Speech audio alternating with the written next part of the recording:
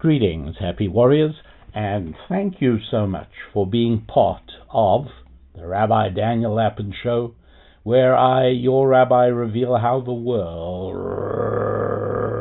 really works. Thank you for helping to promote the show and getting it around.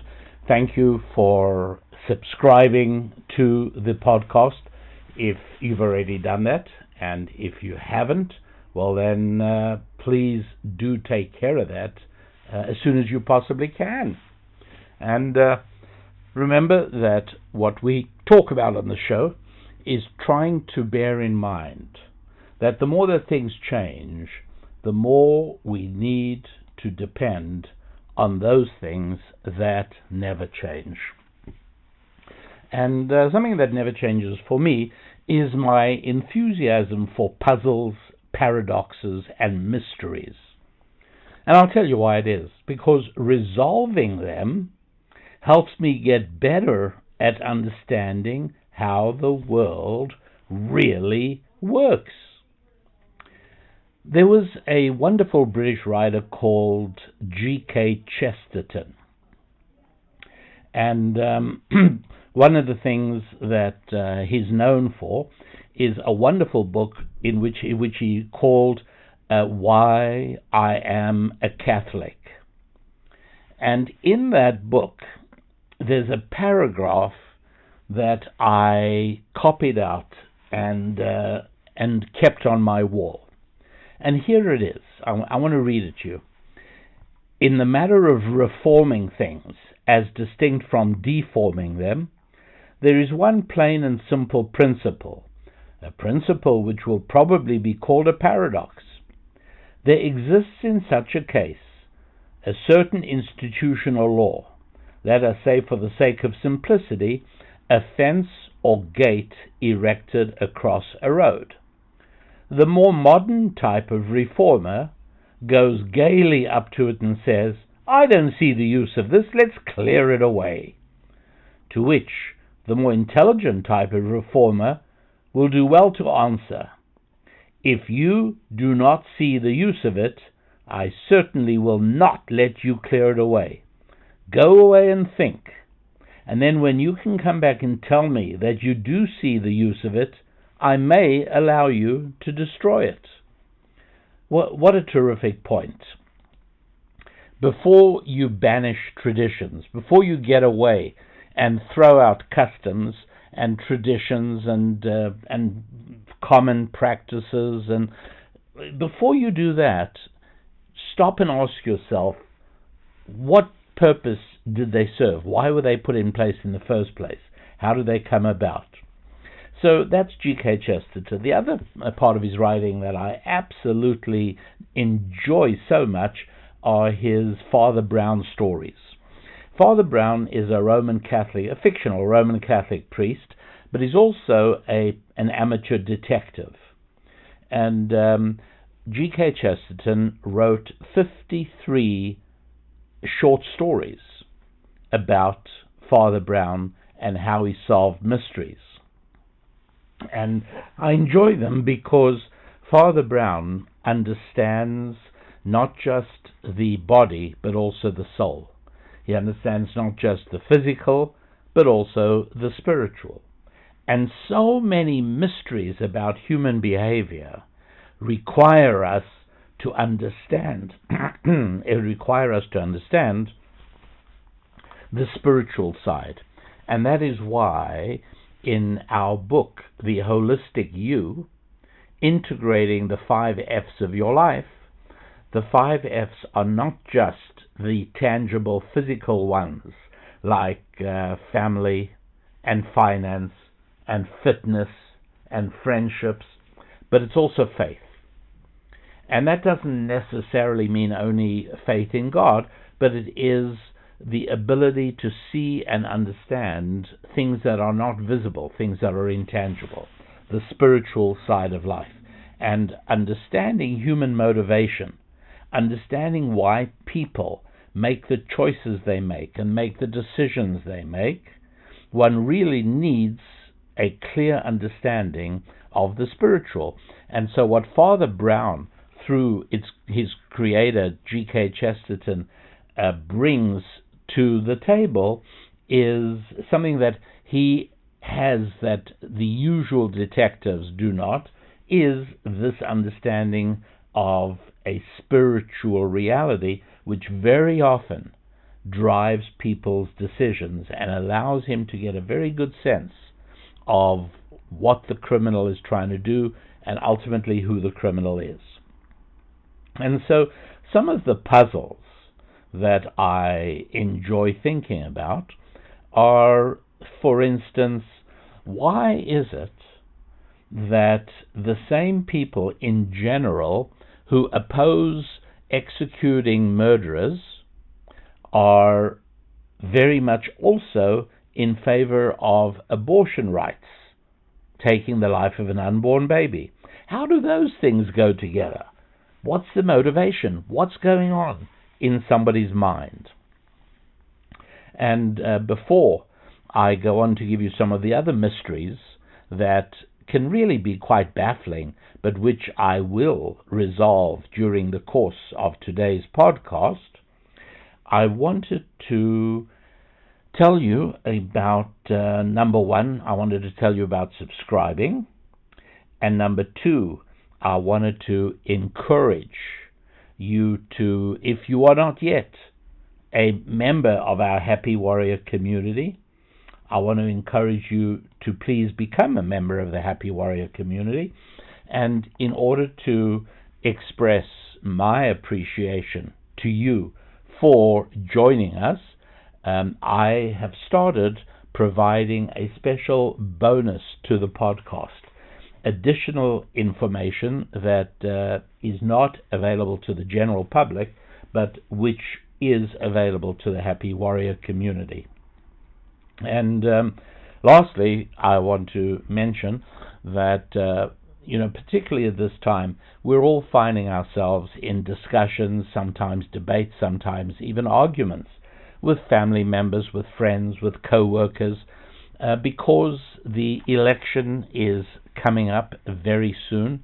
It is now the middle of September, and it's a matter of weeks, really, until America goes to the polls to elect its new president.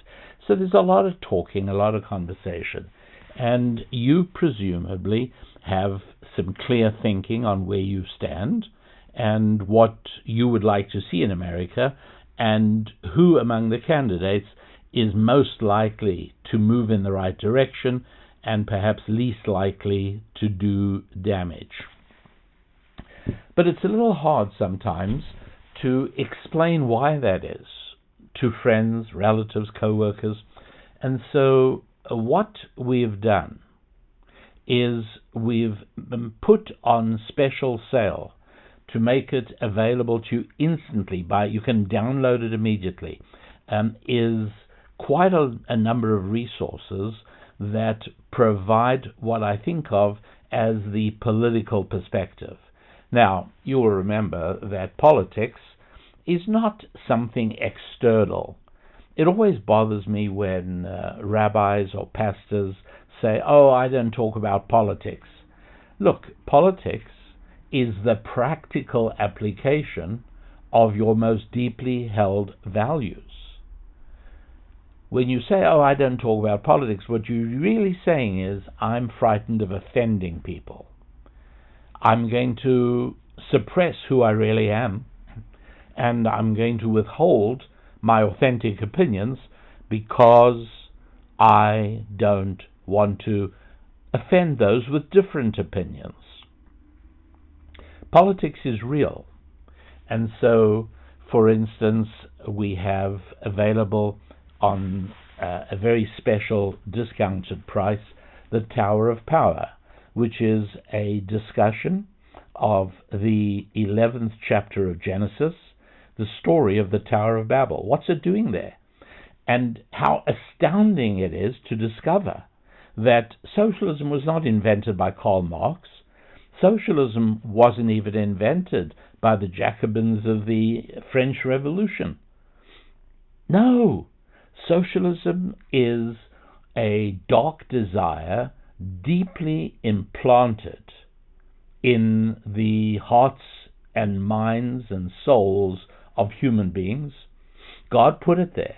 It's a turn to the dark side, but it is there, awaiting the misstep of the perplexed. And so the story of the Tower of Power, it turns out that the roots of socialism lie right there in the Bible.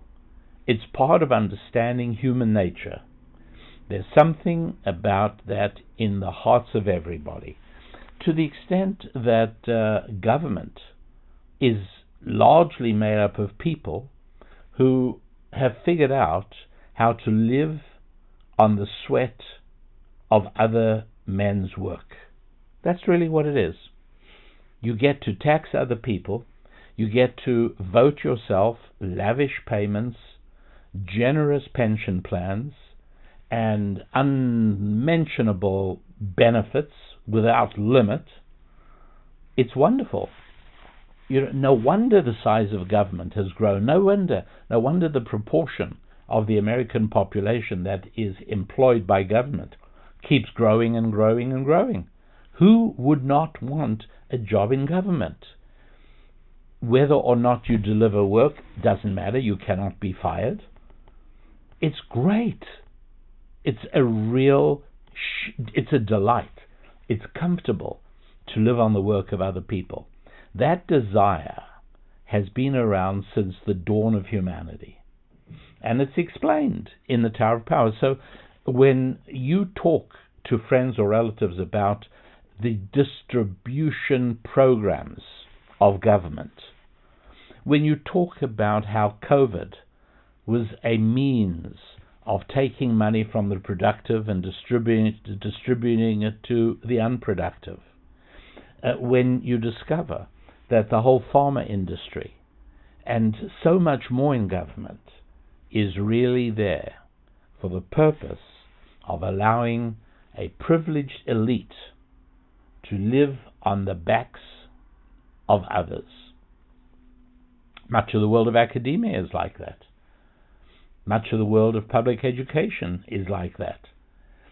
But learning the underlying principles, understanding the realities behind the headlines, make it far easier for you to speak persuasively when you discuss these matters with friends and relatives. So there they are on the website. Go along to the store, to the website. You surely know by now, right? RabbiDanielLapin.com. Lapin. RabbiDanielLapin.com. And you'll see what is up there on sale, special offer, and you'll discover it's things like the Tower of Power. It's things like the America's Real War book, and it's things like The Gathering Storm, discovering how sexual concupiscence, sexual weakness, and sexual indulgence plays its role in the decline of a great civilization, what that's doing, all of that. And so all of these things enable you not only to gain clarity as to the fundamental unchangeables in your belief system, but they also enable you to do far better in conversations with others. So some of the perplexing paradoxes in human behavior, and particularly in the decisions and choices people make, they want electric cars because they've been persuaded that somehow electricity just shows up. I really am persuaded that large numbers of people who are ideologically committed to electrical cars actually think that electricity just appears. I am certain that most enthusiasts, ideologues of electrical cars, have no idea that the majority of the electricity that powers their cars is generated from natural gas and coal, things they call fossil fuels, things that I call God-given fuels.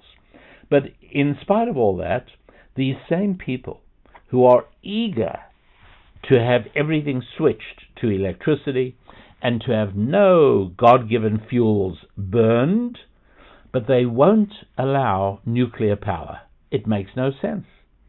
It makes absolutely no sense. When you think about it and you look into it, in the last 75 years, more people have died installing solar panels than have died from nuclear power plant accidents. It's a perfectly safe technology, and as a matter of fact, if you listen to the way that climate ideologues speak about nuclear power, and then go back to read, you can do it online, read what these same people or their progenitors said when coal started becoming a regularly used commodity. You will see, particularly in England, they published all kinds of monographs and articles and letters saying how dangerous coal was, and that coal shouldn't be allowed and shouldn't be used. And they sound exactly like today's anti-nuclear activists. But it makes no sense. If you want electricity without burning God-given fuels like coal and natural gas, well, then you must go to nuclear, because you do not have to be a rocket scientist to be able to discover that solar and wind are not doing it and won't do it. There are intrinsic limitations. That's the reality. So, so that's, again, one has to try and understand that. That, to me, is a mystery. Okay, they don't want any God-given fuels burnt. Okay, fine.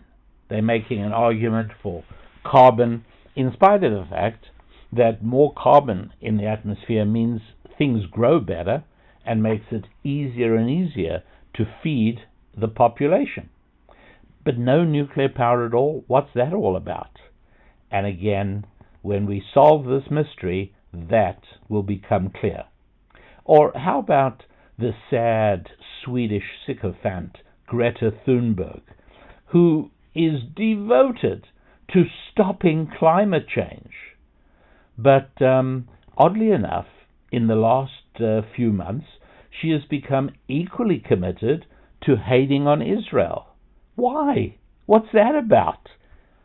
You know, even if you are somebody who is completely convinced that Israel is the most evil country on earth, but if your primary mission, if what you're known for and what you raise money for is to fight climate change, why would you divert your efforts and diffuse your energies jumping to hating on Israel? What's that got to do with one another?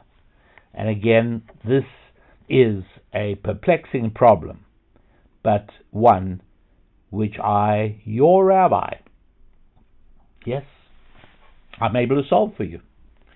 They want women to choose. Women's choice is the most important thing. Women must choose. They mustn't be forced into things. But they get very upset if a woman chooses marriage and family.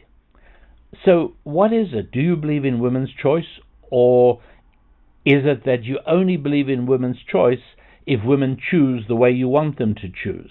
What's that all about? They still insist that overpopulation is the problem, when in reality it's the reverse, as anybody who is willing to have an open enough mind to actually research it will find out for themselves. Okay, so in order to understand all this, we need to know what a culture is and what a civilization is, and what is the difference between them. Now, I have to confess that there are no absolute definitions about culture and civilization. Academics and pseudo-academics and philosophers and intellectuals and pseudo-intellectuals have argued about this for a long time. Look, it's not like the boiling point of water. Boiling point of water is 100 degrees Celsius, and if you rise in altitude where the air pressure diminishes, well, the boiling point of water will drop in temperature. These are agreed upon facts. They're definitions that everybody understands. Or the definition of the power, the extent of the force of gravity. And again, it's defined as the product of mass 1 and mass 2 multiplied by a gravitational constant divided by the distance between the two masses squared. Right? M1, M2K divided by, shall we say, S squared. But it's a definition. It's clear. There's nobody disagrees. That's clear. But the definition of a civilization is a lot harder to do. Definition of a culture, a lot harder. So for me, just me, your rabbi, for me, a culture is any group of people organized in some way and according to some spiritual schematic, even if it's nothing more than, hey guys, we're related, let's make a tribe. Okay, that's a culture. All the way to the boating culture among the liveaboards on Dock C in Anacortes Marina in Washington. There's a culture there among the guys who live on their boats on that dock. A civilization, however, I think is a lot more complex. I think a civilization is a group of people who possess some true knowledge of how the world really works and who have set up systems of cooperation, such as communication and protocols and incentives and laws and so on, in order for the group to overcome the challenges of life in ways beyond what any individual, or for that matter, any tribe, could possibly do. You probably often hear me quote Joseph Daniel Unwin, a remarkable Oxford University sociologist of the 20th century. And he speaks about how in the world today there could be as many as 5,000 cultures, but there are far fewer civilizations. And to make it clear, the Aztecs and the Zulus and the Vikings and contemporary Somali pirates may be cultures, but they certainly are not civilizations. So why is that? Well, because a civilization has 5 things going for it. And again, this is not according to any university sociology department or according to any notable philosophers. This is my working definition of a civilization, and that is that it must have all of the following 5 things.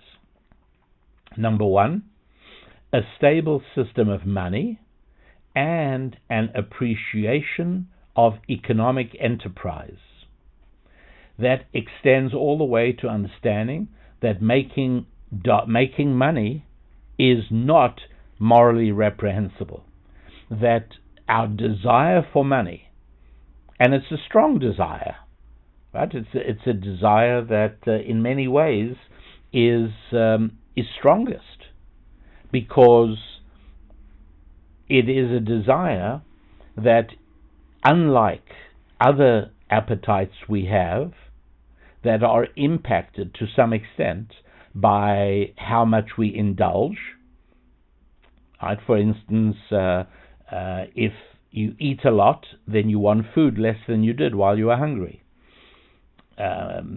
Another bodily appetite works exactly in the reverse.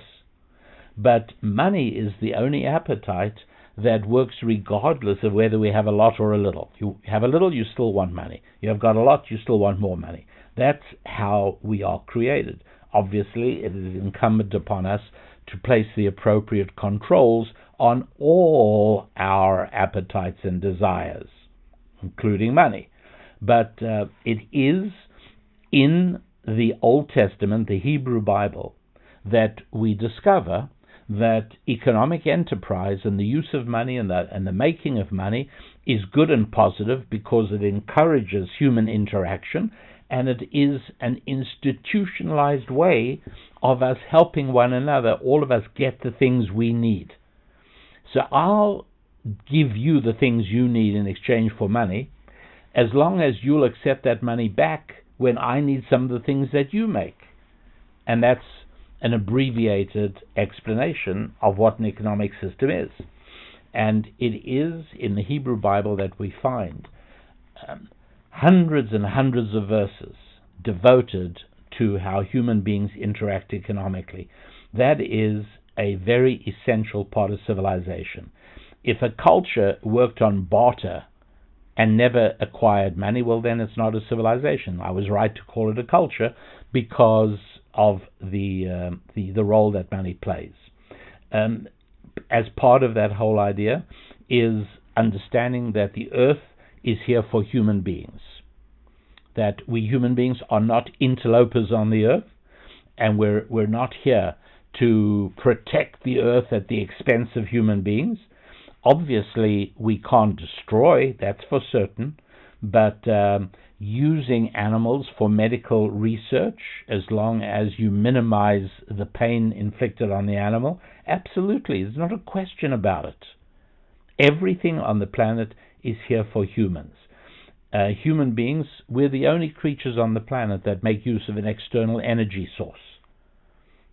Right? It's completely different with all animals. Their energy derives from what enters their mouths. In some cases, their skin if they lie in the sun. But human beings are the only creatures that use God-given energy like coal and petroleum and nuclear power for the purpose of expanding our ability to survive and live on the earth in order to be able to devote more of our time and attention to understanding the spiritual and getting to know God. So if a society doesn't have money, it's not a civilization. Number two, another part of civilization is marriage and family. Definition of marriage, well, it's when a man and a woman establish an exclusive relationship in which they share bank accounts and beds. It's money and sexual, and it is exclusive, and they are devoted to one another and to the children that they raise. That is an absolute fundamental requirement of civilization. One of the reasons I am so fascinated by the work of Joseph Daniel Unwin, and fortunately he wrote a lot, is because he agrees with me. Well, not with me. He agrees with the source of civilization, the Bible, and in fact, he is very, very explicit about this in ways that are really quite remarkable. He speaks about the effect of sexual constraints and how those constraints produce the civilization or contribute to it. And conversely, he explains so beautiful how increased sexual license and concupiscence always leads to the collapse of a culture. And here's the interesting thing he said, and this I very much like the way he put it, and that is that it takes 3 generations. Because the first generation is who held to the standards is still around, and so it exerts a small restraint on their children, on the next generation. But by the time we come to the grandchildren, the third generation, the elder generation is no longer around. The second generation is without the roots that established the principles practiced by the first generation, And so the third generation is available to run wild, and run wild it does, and the culture or the civilization or the society begins its very serious and very rapid deterioration. So yes, for a civilization to exist and to prosper and to endure, marriage and family are an essential part.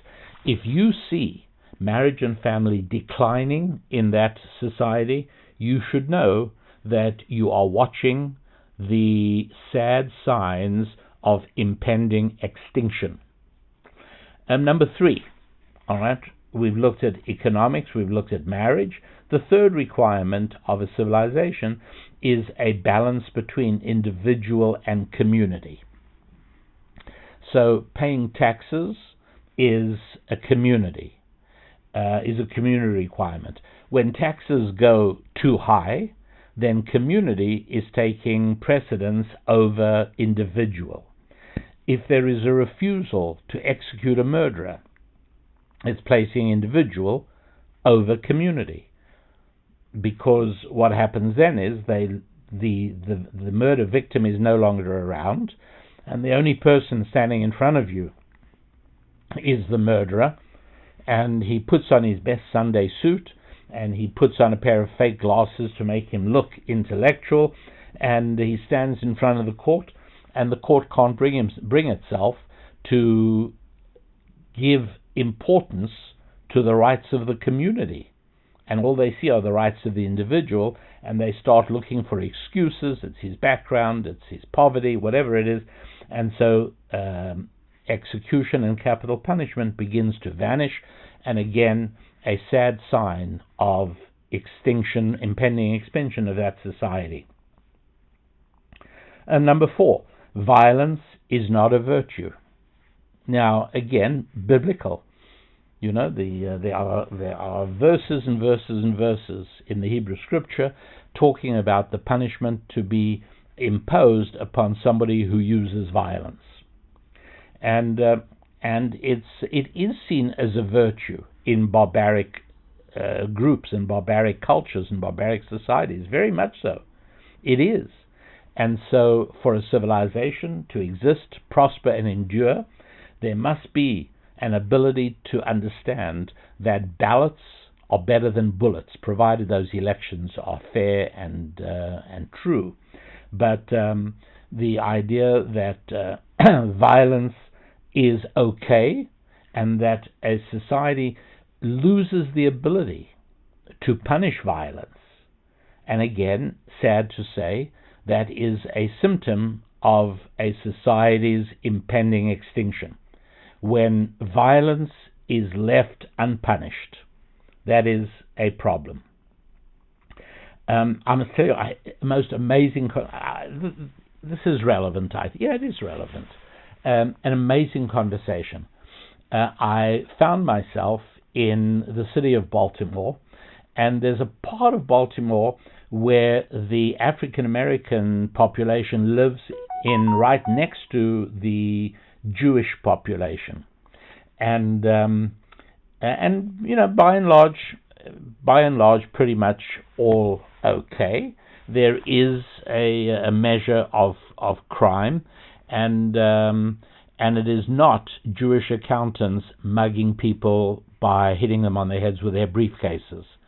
But I found myself in a conversation at a gas station with a black teenager, very intelligent-looking guy. He just had intelligent eyes, and as I engaged him in conversation, it turned out to be very interesting. And I asked him a number of things. I asked him if he wanted to ask me anything.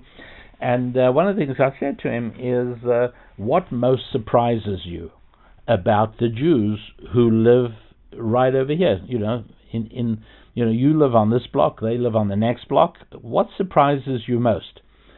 And he put his hand up to his head and sort of, you know that sort of action we sometimes subconsciously make, where you rub your forehead or you scratch your hair, sort of in deep thought. Anyway, it didn't take more than a second or two, and he said, "You want to know what surprises me about you Jews?" And I said, yeah. He said, you don't know how to fight. You just don't know how to fight. None of you know how to fight. He said, we sometimes end up, we have fights with Jewish kids, and he said they don't know what they're doing. I thought this is fascinating. I can't say, I wasn't completely proud about it, but I do understand. As the heirs of thousands of years of Bible-based civilized thinking, it is true that Jews have eschewed violence. It doesn't mean we can't learn how to fight. It doesn't mean that some of us haven't. And you probably have heard me talking about the fact that when our son wanted to take up judo, I discouraged him. Now, this is not what you think. This is not me eschewing violence. On the contrary, I encouraged him to take up boxing. And the reason was that in much of the judo that is taught, a lot of it is focused on sort of minimizing contact. And the fact is that if you ever are going to need to fight, you kind of need to know what it's like to take a blow to the face. You kind of need to know the feeling of utter, complete windedness, the idea that you'll never be able to get another breath of air into your body after you're hit just above your stomach.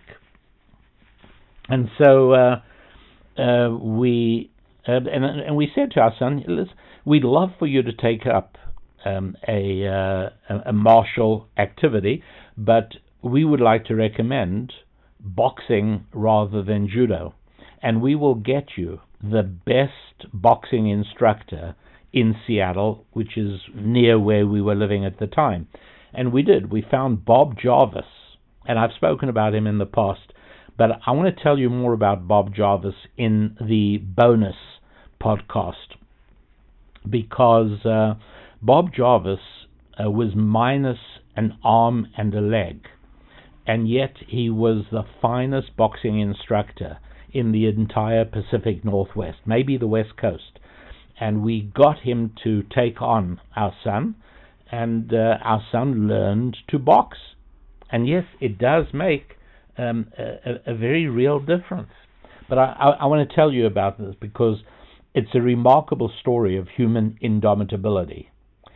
So in the bonus part of the podcast, which is for all you lovely Happy Warrior community members, I love you guys and gals, and we've got that waiting for you. It's a great story, but he was our son's boxing instructor. And so at any rate, yes, the people in Israel, people who came to Israel, they came from places in Eastern Europe and places, civilized places, and they were Jews. They didn't know how to fight. They learned pretty quickly, though, didn't they? So that's 4, right? I spoke about the economic system. Marriage and family is number 2. Number 3 is balancing individual and community. These are the definitions, or how you know if you've got a civilization rather than a culture.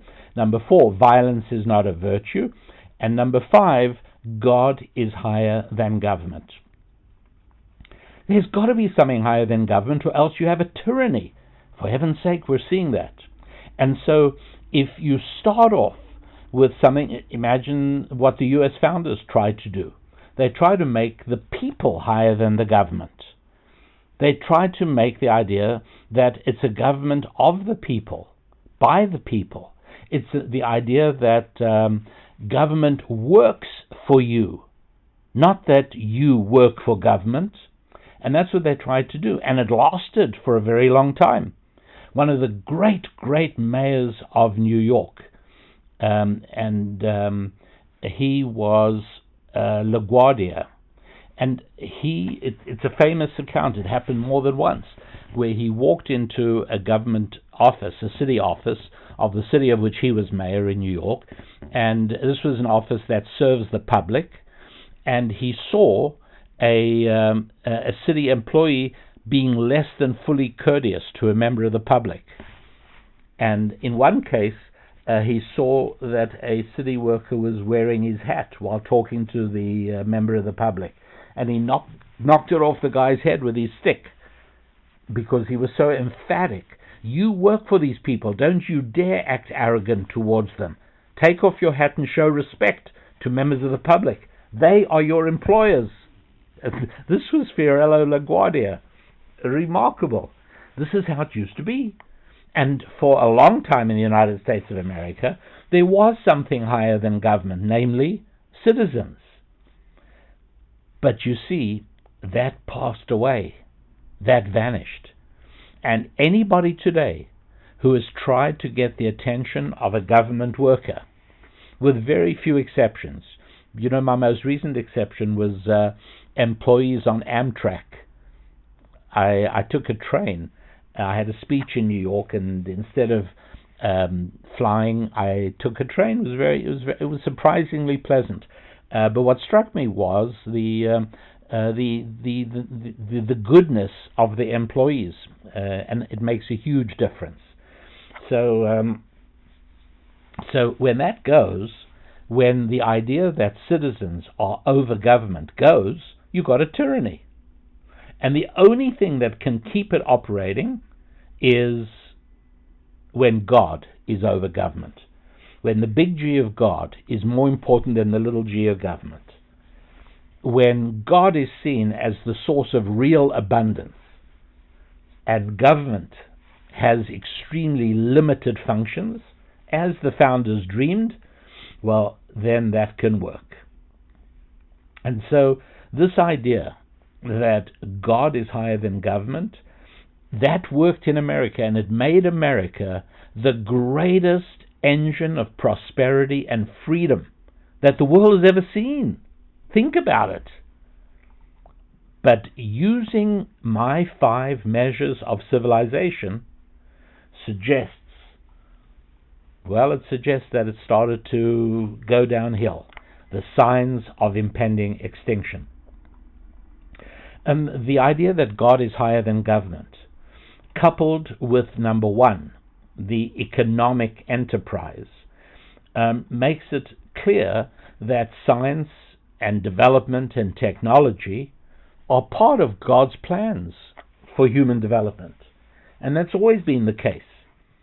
So right now it's building small-size nuclear power stations, but that's exactly the same as discovering the wheel and building a wagon to carry firewood to a fire. That was technology. And you think today, no, technology is that marvelous little device in your pocket called a cell phone. How amazing that is. And it is amazing when you think that it's not that long ago that there was no radio. There was no radio communication. In the middle of the 19th century, we got the telegraph, which means with wires. But the idea that you can speak to someone not only anywhere on Earth, but even on the moon, by means of radio waves,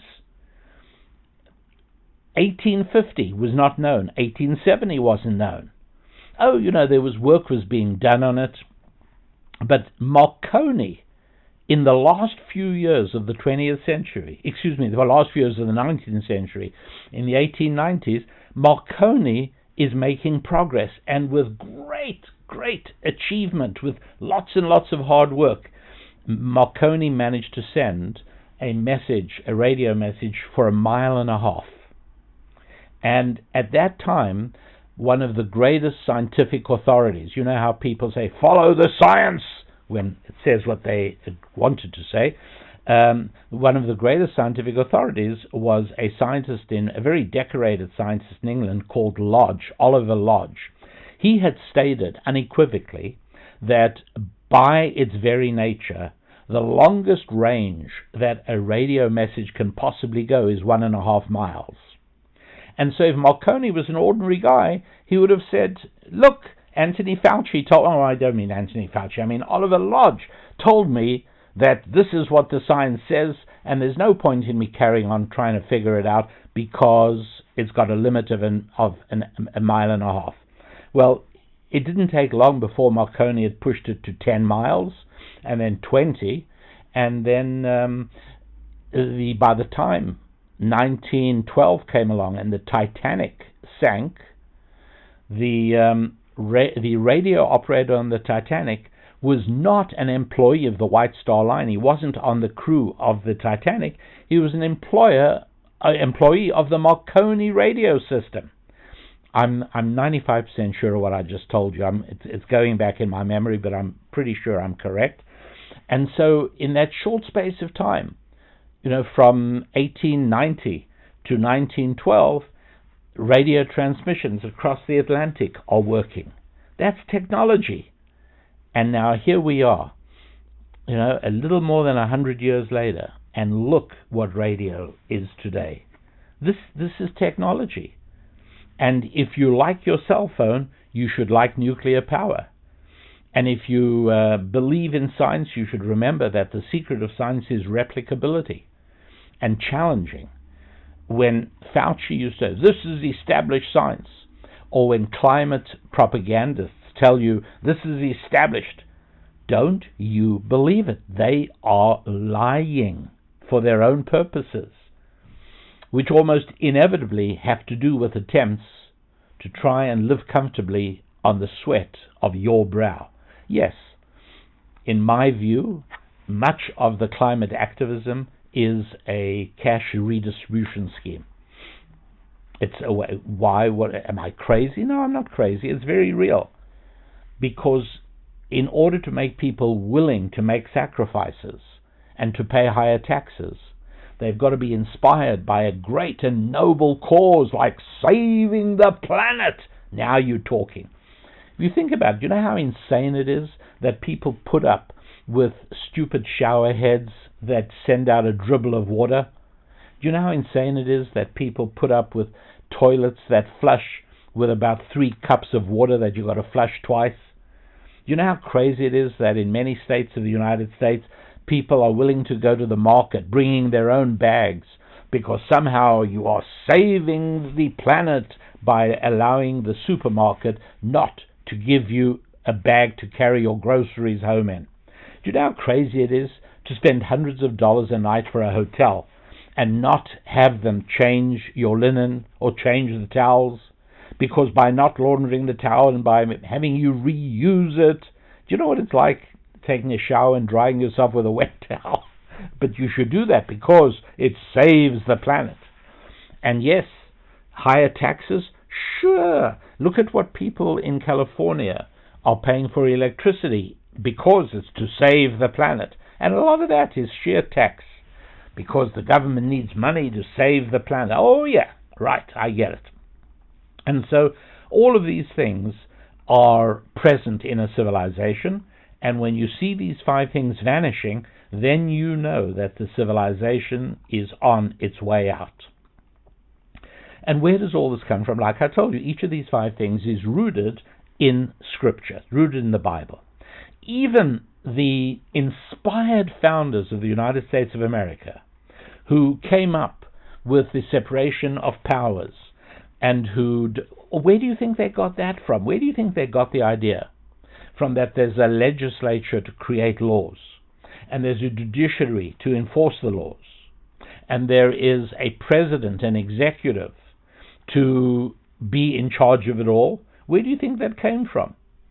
If you haven't seen this yet, and I hope you already own a copy of our recommended Bible, if not, you know where to go, RabbiDanielLapin.com, and get yourself a copy of our recommended Bible. While you're there, make sure you are a member of the Happy Warriors community at RabbiDanielLapin.com, and you might also want to take a look at the resources that are on sale that will help you frame and persuade in the arguments and discussions we're all having over the next few weeks. Where did the founders get that idea from? Take a look at Isaiah, book of Isaiah, chapter 33, verse 22. Isaiah 33:22. You're going to be astounded. Honestly, And by the way, I don't care if you're religious or not. That's not the issue. The issue is to be open-minded. And here's what the verse says. Exactly, I'm translating it from the Hebrew. For the Lord is our judge. That's the judiciary. The Lord is our lawgiver. That's the legislature. The Lord is our king. That's the executive. He will save us. In the final analysis, God is over government. But as human beings, we can try and replicate God's three-part role. He's our judge, he's our lawgiver, he's our king. Yeah, that's right. As human beings, we should try and replicate that governmental system, and we set up a judiciary and a legislature and an executive, all in Isaiah 33:22. Social justice. You know what? Whenever you see the word social in front of the word justice, a prefix like that is a reliable sign of danger. It's like when they took away geography and replaced it with social studies. Why? Because it's easier to teach and harder to judge a teacher by. Because geography requires facts. Social studies can be whatever the teacher wants it to be. And sure enough, there is no standardization.